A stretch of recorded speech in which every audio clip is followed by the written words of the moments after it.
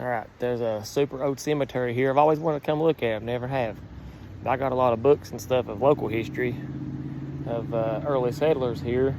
So I was like, well, let's go look at the graves and get the names and stuff off of them, see if I can find any information on them, and make a little video of that. So let's get to looking at them and see what we got. All right, I'm gonna make some videos of old graves of the people that lived here around where I live in the 1800s and go through some history books that I got of Wyoming County and find the information of those people and give a little detail about them. But first thing I want to say is I to show no disrespect to any of these people. I'm just trying to relive a little bit of their history, you know, for the people around the area that might have been kin to them people and that hadn't have a clue of what's going on with them. Nellie, daughter of Green and Margaret Cook, born on December 25th, 1852, and died on September the 4th, 1864. That's weird, there's a grave here, one on the back side and one on that side of this. This one here is Nellie Cook. It says Green Meadow Cook, 1830-1919, son of James and Dosia Meadows Cook, married one. Margaret Cook, 1830-1893, daughter of David Judson, Sarah Bailey Cook, and second minor of Jane Howley Cook of Raleigh County, and had the following children: Nellie Cook, 1852-1864. She was only 12 years old when she passed away. All right, here is Brenton Allen. He was born on April the 11th, 1826, and died on March 26th, 1911. Here's Brenton Allen and Frances Allen. Now, if you come over to here, you can see Brenton, 1826-1911, married Frances Roach, sister of Edward and daughter of Reuben and Sarah Ball Roach. Brenton's second marriage was Melinda Brooks Cook. All right, my next one is Brenton Allen. Here's a picture of his house. This is located in Jesse, not far from where I live, but he was the brother of John Craft Allen, who was killed during the Civil War when he was being transported to Charleston for trial at Walnut Gap in Copperston. There's still a headstone for him back there. Really neat little thing there to go check out. I can do a video of that if I have to. But there's his house, and here's a picture of him and his wife. He was born on April the 11th, 1826. He died on March the 26th, 1911. And I have him in this book here in the 1860 census. It showed his land valued at $1,200. Then I can flip back to another page, and it's the same sketch and the same photo of him, but here is Brenton Allen. Here is broke, but from what I can make out, it says Frances, wife of Brenton Allen, born on October 16th, 1826. Died in 1888. We will meet again. Here's Brenton Allen and Frances Allen. Now, if you come over to here, you can see Brenton, 1826-1911, married Frances Roach, sister of Edward and daughter of Reuben and Sarah Ball Roach. Brenton's second marriage was Melinda Brooks Cook. All right, the next one is Frances Roach. She was married to Brenton. We just done a video on him. She was born on October 16th, 1826, and she died on June the 24th, 1888. All right, I'll flip over here. Here's a picture of her. Then Melinda Cook Allen, April 15th, 1831, April the 18th, 1916. Can't really make out that at the bottom either. Right, here is Melinda Brooks Cook. She was Brenton Allen's second wife, and she was born on 1831, died 1916. She was the daughter of William and Nellie Cook Brooks. And here is a list of their children. There's quite a few of them.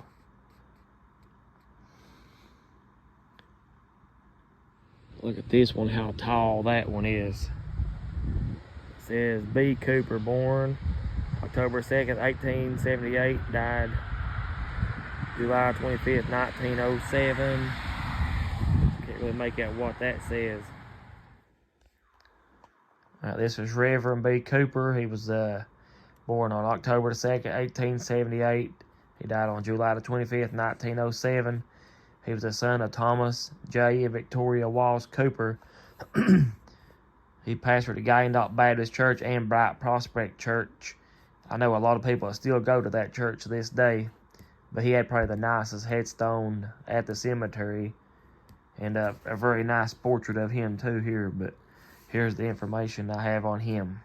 Well, I was looking at this photo of this bunch of people, and it said that this was took at Hannah's Branch, which is down in Sun Hill, and I got to looking at the names, and number 38 right there, if you look up above it, his name was Lark Klein.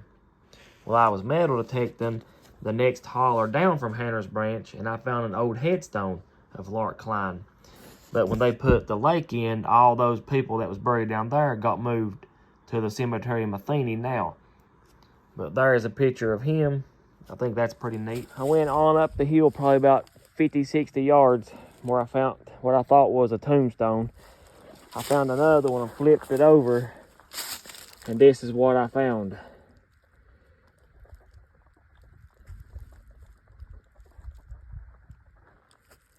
Died 1967. Check out all those marbles that was put into it. How neat is that? But I don't have a clue where the graves is at, because I mean, we are in the middle of nowhere. And this was just laying the opposite way. You couldn't even see what was on the tombstone. But I think it's still pretty neat. If the headstone of Lark Klein belonged to anybody or would want to know where it's at, I can easily take them to it or give them directions how to get to it. Green M. Cook, August the 3rd, 1830, August 1st, 1919. He died as he lived, a Christian. That is a very nice headstone. Got a little Bible up here on top of it. All right, here is Green M. Cook, 1830, 1819. And on the next page is here's his information. I just went over with his daughter Nellie Cook. So here's all the information on it. And I can flip all the way back to here. And it's a census from 1860. And here he is, his land valued at $2,400. And they live near the mouth of Jesse.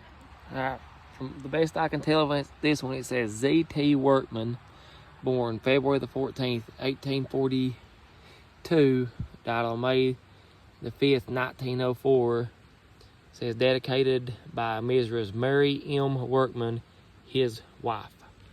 And down here it says, I sleep in Jesus, blessed asleep, from which none even wake to weep. Alright, the first one that I want to do is Zachary T. Workman and the family. It says, I'll just read it to you as we go. Zachary T. Workman, 1847-1904. He's the son of John and Sophie Workman. He married Mary Miranda Cook, 1853-1902. The daughter of Green M. Cook and Margaret Cook. We have a video of this person here too, so we'll do on that one. But they was born the following children: Lindsay M. Workman, 1872-1942. Margaret J. Workman, 1874. Lewis Spurgeon, is that right? Workman, 1876-1971. He lived a long life. Albert B. Workman, 1878. Nettie Workman, I think I may have something on that one too. 1882-1975. Roy B. Workman, 1883. 1952. Virginia Jenny Workman, 1886. I.C. Workman, 1891. 1886. And Ella Workman, 1893-1895. All right, if you look over at that one book, then I got him another book right here. Z.T. Workman, Office Service Clerk, died May the 6th, 1904. Andrew Rice Allen, October the 23rd, 1867, August the 2nd, 1927. I didn't make out a whole lot of this one too, but it says Albert, son of J.W. and S.J. Cook, born June the 1st, 1900, died June the 18th, 1901. I can make out a little bit of it. It says short pain, short grief, about all I can make out of it right now. Just a 1-year-old little baby. This one here don't look terribly old neither, so somebody must have really done this one too. It's Elsaw Brooks. Mother, Ada Cook Brooks, 1898, 1928. This here's a little tough to make out too. It says Rebecca J., wife of L.B. Cook, born looks like 58, maybe 53. And I can't make out the time of death or the date of death. Mother, Leela L. Brooks, April the 13th, 1898. July the 27th, 1933. This headstone don't look all that old, so apparently there's probably still some family members of this person still around. I know a few Brooks, so I may get in contact with them and see if they're kin to them. Look at all the detail on that one. Someone holding a cross. It says Rock of Ages. Ophelia Green, born July 13th, 1882. Died on December the 18th, 1918. She was kind and affectionate wife. I can't make out what it says on the bottom now. Something mother and friend to all. Everett W. Cook, husband of Eula Cook, born on March 10th, 1876. Died on September 16th, 1892. Gone but not forgotten. Can't really make anything out on this one. Green, that's about it. But look how it looks like a piece of paper that's folded over. I think that's pretty neat. David J., son of Green and Margaret Cook, born August 24th, 1868. Died on March the 31st, 1901. He believed and sleeps in Jesus. I don't even know how you say that name. B-O-C-I-A, wife of James Cook, born June the 9th, 1892. Died on February 24th, 1864. Oh, James Cook, born July the 31st, 1886. He died in 1864 too, on September the 11th. Jane Cook, born April the 6th, 1826, died on April the 26th, 1875. We will meet again. This here just says Kelly, July the 16th, 1884, January the 13th, 1897. And on this side of it, it says Olivia, May 11th, 1893. Can't make that out, 1890 something. Margaret, wife of Allen Workman, March the 29th, 1843, September the 13th, 1910. Pansy M. Something of W.S. and J.A. Workman, born September the 5th, 1918 something, I can't make it out, died November 5th, 1907.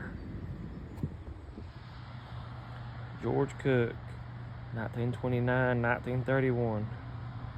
A sunbeam from the world has vanished.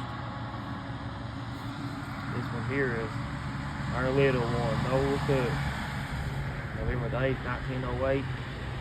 August 25th, 1911. Can't really make this one out too much. It says, I said Julia A. Workman, born April 3rd, 1900, December 17th, 1901. Best I can tell this one, it says Hill, son of L.M. and Opie M. Workman. I go for sure on that M. Born February the 26th, 1891, February the 2nd, maybe, 1892. That's awful. Little baby. Loving mother, Lorraine Bailey, 1897, 1922. Well, right beside that one, this one is Mary M. Workman, 1853, 1943. Mother, though, was missed. We miss you much. We know you rest with God. All right, here's a war veteran, Lewis Cook, born September the 4th, 1863, died September the 3rd, 1908, one day shy of his birthday. It says at the bottom, we mourn, but not as those that have no hope. Asleep in Jesus' blessed sleep. I think that's what it says.